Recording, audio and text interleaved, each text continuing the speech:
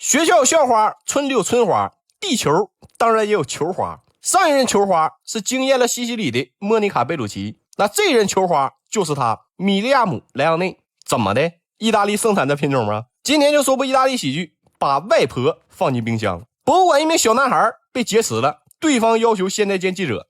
开玩笑，根本不用要求，媒体来的比警察都快。小丽从事艺术品修复工作，但政府拖欠了他16万欧元，有1年之久了。但现在他已经要破产了，银行都不给贷款了，公司全靠外婆的养老金顶着。结果这时候闺蜜传来了消息，顶不住了，你外婆要死了。小丽只能放开人质赶回家里，结果外婆还是好好的。那这种情况已经不是1次2次了，外婆就怕自己有意外，稍微不舒服就说自己要死。那讨债计划被打断了，小丽有点生气，那就说你不能真死一次吗？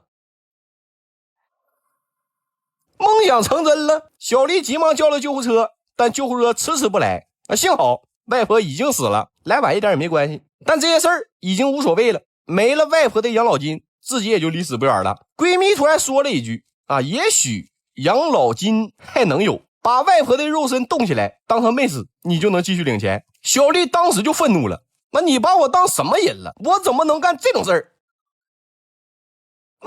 看人真准，他外婆饿着，还给他准备了挺多好吃的。小丽承诺，只要政府给了钱，他就让外婆解冻。外婆没说话没说话就当你同意了哈。那第二天，小丽兴高采烈的去要钱了，负责人表示可以给，但你得贿赂我。小丽表示不可能1分都不会给你。说得好，一个正义的扁桃体发言了，是精通伪装的扁桃体警长，在这儿埋伏了3个多月，终于找到证据了。负责人反应特别快，说误会，我正要给他钱呢。但警长铁面无私别装了，你赶紧跟我走吧。眼看钱就到手了，那你说走就走了，你给我站住。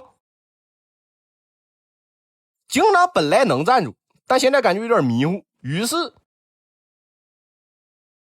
那事后小丽来到医院看他，说了自己的苦衷，希望警长不要起诉自己。警长毫不犹豫，直接把起诉书给吃了。外边的同事看到了希望的曙光快，必须撮合他们。当天晚上部门紧急开会，说有大案要案，要让警长亲自来办。你看看吧，这是档案。同事收集了小丽400多张照片，直接给警长开大招。那他们这么做是有原因的，警长这人先天单身圣体，所有的精力都用在了抓罪犯上，自己没有私生活，他也不让手下有私生活。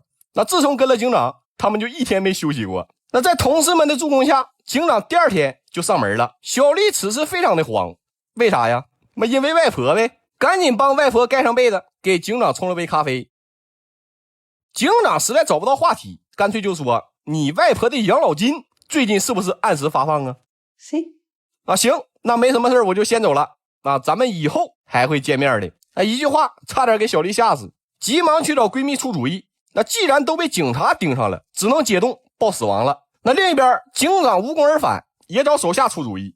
那手下就告诉他，你就说想请他调查一桩犯罪，就可以和他多接触了。好主意。那这边外婆已经开始滴水了，警长突然杀回来了。小丽说现在不太方便，闺蜜们都没穿衣服。警长的眼神突然正直了起来，小丽成功拖延了时间。等警长进来的时候，闺蜜们正和外婆打牌呢。那外婆满头大汗，看起来输了不少。小丽急忙把她请上了楼。警长鼓起勇气说了实话，其实吧，我第一眼看到你，我就感觉心动，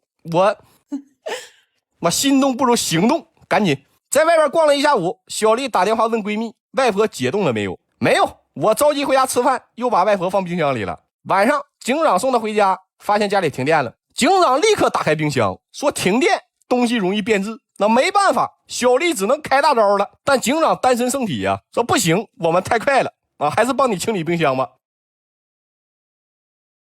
那幸好来电了，小丽保住了外婆。但闺蜜们认为警长就是个隐患，甩了他，让他不再靠近你。那当天晚上，小丽穿得非常隆重大方，说自己有人格分裂，动不动就想骂人，给隔壁桌骂的都受不了了，直接给了警长一拳。警长感觉特别的委屈没关系，来，我补偿你。终于警长害怕了，直接逃离了现场。外婆的解冻计划继续，小丽打算把外婆运走，在没有人的地方解冻。但刚出门就被一个老头拦住了。那这老头是外婆的老相好，想要见外婆一面。小丽表示外婆出门了，但老头都在这蹲半个月了，她出门我能不知道？傍晚我要是见不到，我就报警。那闺蜜想了个办法，她是专业化妆师，给小丽打扮成了外婆的模样。那傍晚老头出现了，一看到小丽，心动的不行。宝贝儿啊，你比4年前更美了。老头的老伴终于死了，他们50年的恋情可以曝光了。小丽一听吓一跳，都开始怀疑自己的血统了。那终于把老头给哄走了。结果警长又来了，正好没卸妆，那就继续演吧。那警长一看外婆也在，就说出了心里话，说自己真的很喜欢小丽。巴拉巴拉一顿深情告白，给小丽直接感动湿了，说你等会儿啊，我去叫她。我等等，发生了什么？那之后警长请了长假，俩人开始四处旅游。那最开心的就是他的手下了。但闺蜜非常疑惑啊，你冰箱动人，还找了个警察对象，你生活这么刺激吗？刚好警长明天要出外勤，他们准备再次启动解冻计划。顺便说一句，外婆上次进冰箱的时候还是1年前，冻1年了，都冻出弹性了。按照计划，他们准备去野外，说这地方绝对不可能有警察。警察要查车，闺蜜不干，于是警察叫来了警长。警长一下就认出了爱人，既然是嫂子，就别查了吧。不行，警长为人刚正，他们正在抓捕一个通缉犯。今天这车必须查。结果打开车门，里边什么都没有。外婆去哪儿了呢？外婆着急呀，刚才半路下车了，还正好从老头身边经过。老头看到心上人，那肯定得去追呀。俩人穿过人山人海，飞过山河大海。另一边，警长悄悄和小丽说，其实半年前他就在冰箱里发现外婆了，当时还打了招呼，他没理我。警长现在很纠结，最终决定这事儿他不知道，你们赶紧去把外婆处理了。没法处理啊，外婆丢了。你说你们把尸体丢在了130多号警员2架直升机的包围圈里，完蛋了，等着坐牢吧。另一边，老头追上了外婆，发现外婆已经凉了，他情绪一激动，他也凉了。闺蜜们首先找到了外婆，但是多了一个怎么办呢？不是咱们的，不用管。闺蜜把老头扔到了一边，结果一回头，外婆不见了，去哪儿了呢？回家躺着休息去了。是警长帮了他们，外婆的事儿终于结束了。但问题又来了，小丽怀孕了，如今银行会扣走她的收入，警长又正直，不会贪污，这孩子应该怎么样？难不成再把外婆冻一下？